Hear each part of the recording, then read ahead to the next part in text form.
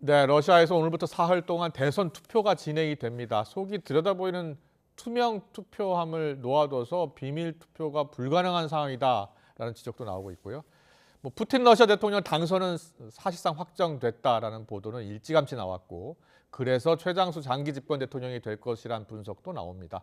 한러 관계를 포함해서 한반도 안보에 미칠 영향을 하나하나 짚어보겠습니다. 외교관 출신이신데요, 박종수 전 북방경제협력위원장 나와 계십니다. 어서 오십시오. 예, 안녕하십니까. 안녕하세요. 예, 푸틴 대통령 당선은 확실한 거잖아요. 사실상 그렇다고 봐야죠. 예. 1999년에 사실상 옐신 전 대통령을 대신해서 집권을 한 거나 마찬가지였으니까 지금 24년째고, 그리고 앞으로 이게 임기가 6년이라면서요. 6년이고 연임이 또 가능합니다. 아, 그래요? 그러면 예. 30년 이상 하겠네요? 그렇죠. 예. 푸틴 83세까지 가능하게 돼 있죠. 아, 그렇군요. 예. 근데 지금 오늘 대선에 출마한 다른 후보들도 있긴 있습니까? 예, 세 분이 더 있습니다. 3명이요? 예. 어떤 분들이에요? 별로 이제 존재감이 없죠. 존재감이 없는 예, 한 명이 더 후보 등록을 하려고 했는데 여기자 출신이거든요. 아, 예. 근데 서류 미비상 등록이 안 됐어요. 그리고 나머지 이제 세 분들은 다 해봐야 한 5% 정도 다 받을 정도의 그렇군요. 별로 대항마로서 예. 존재감이 없죠. 그래서 서방 언론도 그렇고 누가 당선되느냐가 중요한 게 아니라 투표율, 득표율을 보더라고요. 예. 지난 대선 때 76% 득표율이요? 그 정도 얻었다면서요. 예. 이번엔 득표율 80% 넘을 것 같습니까? 지금 보니까 득표율을 높이기 위해서 엄청 노력하는 것 같아요. 푸틴 대통령도 투표하자고 그러던데요. 그렇죠. 그러니까 지금 이번 투표 양상을 보면 직접 선관위 의원이 이 가가오 방문하면서까지 투표를 독려를 하거든요. 투표함을 들고 다니는 선거, 원래 과거에도 그랬습니까? 그런 적이 없었죠. 지금은 전시 상황이잖아요. 특히 이제 우크라이나의 동남부 4개 주도 이번에 이제 투표를 하거든요. 네, 그렇죠. 작년 지자체부터 시작이 됐습니다. 근데 거기는 지금 전쟁 중이잖아요. 그래서 다중이 모이는 거는 위험하다. 그래서 직접 가정을 방문하면서 투표를 받아오는 거죠. 투표율 높아지겠네요. 투표율이 높아지게. 여하튼 두고 봐야 되겠죠. 자, 이번 대선이 지난 대선과 다른 점 중에 하나가 지금 우크라이나하고 전쟁을 하면서 거기에 영토를 좀 확보한 곳 있잖아요. 그 우크라이나 점령지에서도 지금 투표가 진행 중이라면서요. 사전 투표가 오늘부터 아니라 그 이전부터 시작이 그래픽 됐습니다. 좀 보여주실래요? 그 우크라이나 옆에 루안스크주, 도네츠크주, 자포리자주, 헤르손주, 헤르손주까지 거기죠. 크림반도까지 다 있어요. 저희 자꾸 러시아 영토라고 그동안 계속 주장해 왔었잖아요. 그리고 지금 전쟁 중인데도 불구하고 투표를 진행하나 보죠? 일단 저 지역은 이제 주민들이 비교적 안전하다라고 이제 보는 거죠. 그리고 이미 작년에도 선거를 치렀고. 저 주민들이 친러시아 성향 주민들이 많다면서요? 대부분 그렇죠. 알겠습니다. 비밀 투표 원칙 이야기 좀 해볼게요. 혹시 화면 있는지 모르겠는데 투명 투표함이요. 투명 투표함을 어떻게 보고 계세요? 러시아에서 공사 지내셨다면서요? 그 평상시 때는 상상을 할 수가 없죠. 그러니까요. 근데 이번에는 제가 보니까 한번 물어봤어요. 물어봤어요? 투표할 필요가 있느냐. 투표할 필요가 있느냐. 그랬더니 사실 전쟁 중이기 때문에 선거를 치른다는 것 자체가 무리다. 예를 들어서 이제 우크라이나 같은 경우도 지금 3월달에 대선을 치러야 되거든요. 맞습니다. 아예 거기는 지금 대선을 치르지 않고 있잖아요. 러시아는 대선을 치르되 최우선적으로 국민들의 생명에 주안점을 둬야 된다. 해서 비록 좀 투표가 정상적으로 이루어지지 않더라도 혹시나 테러범이 나타날 수도 있다. 이런 거를 우려한다고 그래요. 그럼에도 불구하고 투명 투표함은 좀 너무한 거 아니에요? 그거는 어떻게 생각하면 참. 그리고 또 이제 접지도 않는다면서요? 접지도. 일반 국민들도 이미 그동안에 이제 여론조사를 하면 푸틴 지지율이 한 80% 나오거든요. 그러니까 이번 선거는 답정 이미 답이 정해져 있고. 그렇군요. 당선될 건데 구태여 비밀 투표 하겠느냐. 이런 또 전반적인 분위기도 있습니다. 그렇다면 러시아 공사를 지내셨으니까 러시아 상황을 잘 아실 것 같아요. 러시아 국민들도 잘 알고 성향도 잘 알고. 푸틴 대통령 지지율이 상당히 높잖아요. 예. 예, 푸틴 대통령이 계속 연임을 해야 된다라고 생각하는 국민들이 많은 거예요? 그래서 저도 러시아에 있을 때 예. 제 3기 출범을 할 때요. 네.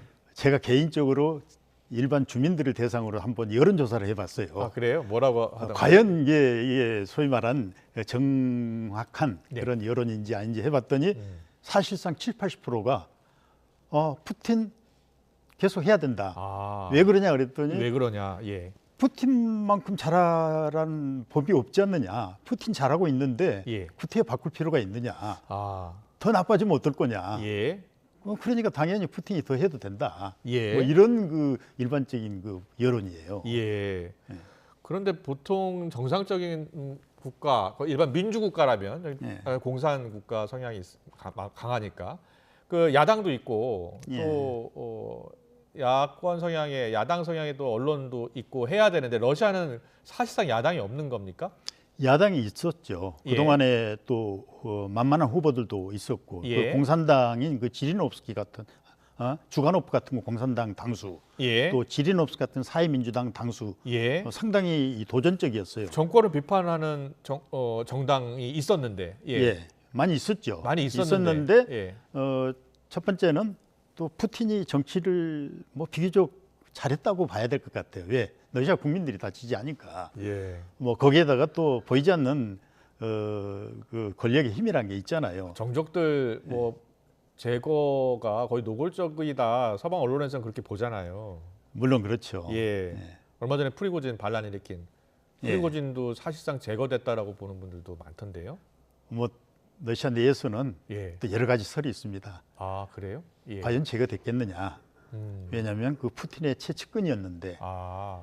러시아의 그 인맥을 보면 예, 예. 성골과 진골로 나누거든요. 예, 예. 성골은 상페테르부르크 출신이면서 푸틴의 네. 고향인 예. 그 KGB 정보기관 출신이 성골이고 아, 그래요? 진골은 그 중에 하나를 예. 갖고 있는 게 진골인데 프리고진은 진골이거든요. 알겠습니다. 예. 그래서 뭐 여러 가지 이야기가 있다. 예. 그런데 프리고진을 그럼 왜 제거했다고 보는 거예요? 그때 반란 한번 일으키려고 했던 거 그것 때문인가요? 근데 내부적으로는 예. 그냥 한번 그 대통령한테 나름대로 대통령한테 한 게 아니라 사실은 그 국방부 장관한테 예. 도전을 한 거거든요. 좀 더 지원해달라는 거 아니었습니까? 그렇죠. 예. 그래서 하나 이게 해프닝으로 보는 또 이런 경향들도 있어요. 자, 알겠습니다. 이제 뭐 러시아 대선 이야기 지금 하고 있는데요. 뭐 경쟁자도 없고 당선 가능성도 거의 확실하고 하니 궁금한 게 이제 대외 관계 쪽, 특히 우리 예. 한러 관계 쪽 굉장히 중요할 것 같아요. 최근 한러 관계가 좋지 않잖아요. 최악입니다. 예. 근데 이 관계가 앞으로도 더 계속될 것 같습니까? 아니면 새로운 시도가 있을 것 같습니까? 이거는 전적으로 네. 양국 간의 그 상호 간에 어떻게 하느냐에 좌우된다고 봅니다. 네.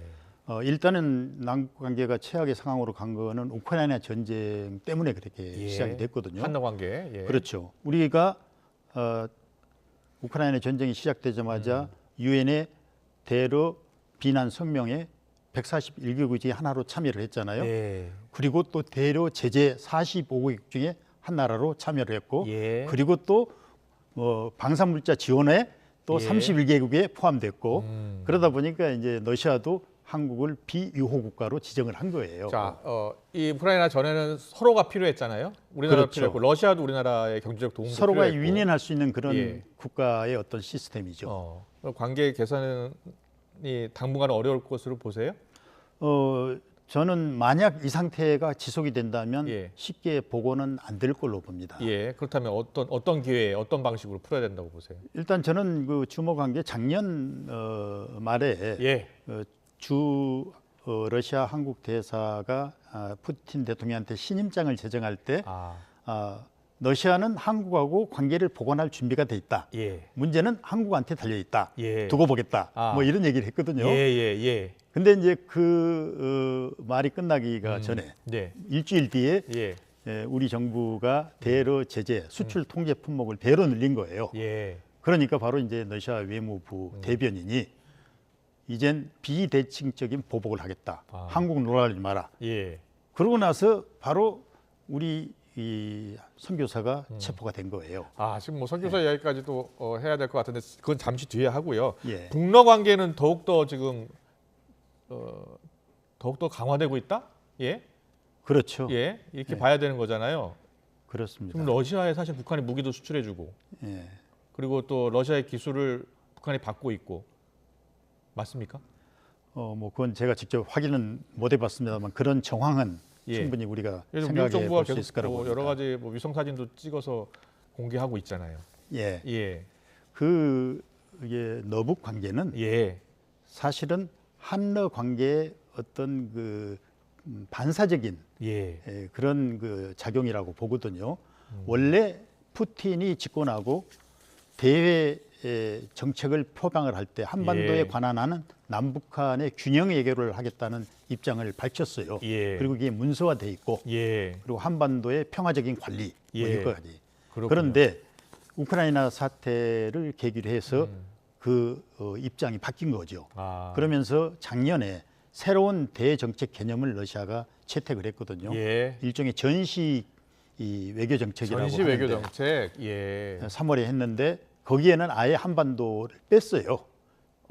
뺀 그렇군요. 이유는 두고 보자는 거라는 생각이 들어요. 그렇군요. 예. 예. 그런 한반도 상황에서. 중에서도 북한하고는 계속 관계 개선을 하고. 그렇죠. 그러니까 예. 우리하고 관계는 계속 갈등 관계로 가고 반사적으로 북한하고는 계속 밀접한 관계로 가는 자, 그런. 그럼 앞서 예. 선교사 얘기하셨잖아요. 그럼 예. 그 간첩 혐의로 지금 러시아 당국에 체포가 됐는데 예. 그 선교사 체포도 한러 관계 악화가 큰 역할을 했다 이렇게 보시는 거죠? 저는 그 연장선상이라고 봅니다. 예. 기본적으로 이번 우크라이나 전쟁으로 인한 예. 한러 관계가 악화되지 않을 때는 그 정도의 활동에 대해서는 별로 문제시를 하지 않았거든요. 예, 예. 그런데 이제 분명한 것은 1996년 10월 달에 아시다시피 그 블라디보스톡에서 한국 그 최덕근 영사 피살 사건이 발생을 했잖아요. 예. 그때 러시아 정부가 앞으로 남북한이 예. 러시아 땅에서 대치를 하는 것은 절대 용납할 수 없다 해가지고 철저하게 이걸 통제를 했어요. 네, 네. 그러다 보니까 이제 뭐 이런 그 갈등 관계로 갈 가능성이 좀 줄었거든요. 근데 네. 이번에 이제 우리하고 관계, 한국하고 관계가 악화되고 반사적으로 러시아가 북한하고 관계가 강화됨으로 인해서 예. 이 문제가 이제 전면에 부상이 된 거죠. 그렇군요. 예. 뭐 북한 이야기 나왔으니까 북한 이야기 좀 더 해볼게요. 외교관 출신이시니까요. 예.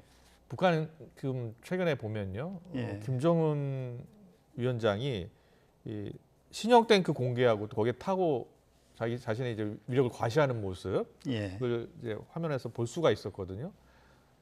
그 보니까 탱크 지난번에는 비행기도 타고 잠수함도 타고 김정은 위원장이 저렇게 행보하는 이유의 가장 큰 이유는 어디 있다고 보세요?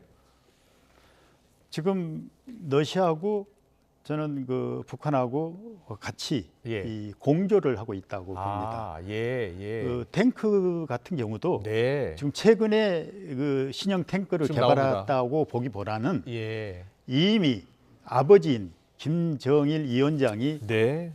2001년 8월 달에 모스크바를 가는 과정에서 중간에 옴스크를 들립니다. 옴스크에 예.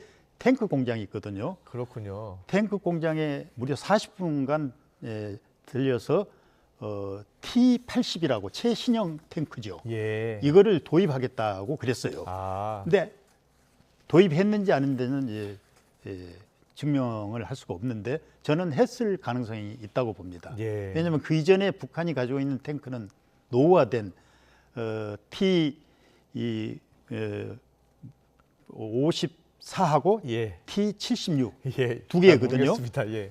그래서 이제 최신형인 T-80을 원하는데 아, 그건 러시아로부터 T-80이군요. 가져와야 예. 되거든요. 아, 예. 그래서 그때 김정일 위원장이 푸틴 대통령한테 그걸 요구를 했던 거죠. 근데 그랬었군요. 예. 저는 그때 아마 공여를 했지 않았느냐 하는 게 제 나름대로의 추측입니다. 네, 알겠습니다. 이제 뭐 북러 관계 또 한러 관계까지 짚어봤는데 이제 대통령 푸틴 대통령이 이제 이번에 연임에 성공을 하면 우크라이나 전쟁은 어떻게 될 것 같아요? 우크라이나 전쟁은 우선 이거를 단순히 예. 러시아하고 우크라이나의 전쟁이 아니라 예.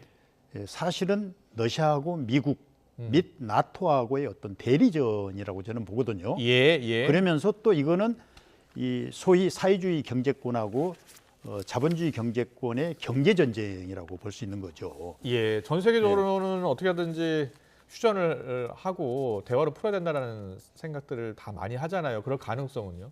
그 가능성에 대해서 러시아는 요즘도 이제 일관되게 얘기하고 있는 게 우리는 평화 협상을 할 준비가 돼 있다. 이렇게 얘기를 해요. 그러면서 푸틴 대통령이 얼마 전에 또 얘기한 게 그런데 우크라이나는 과연 준비가 돼 있느냐?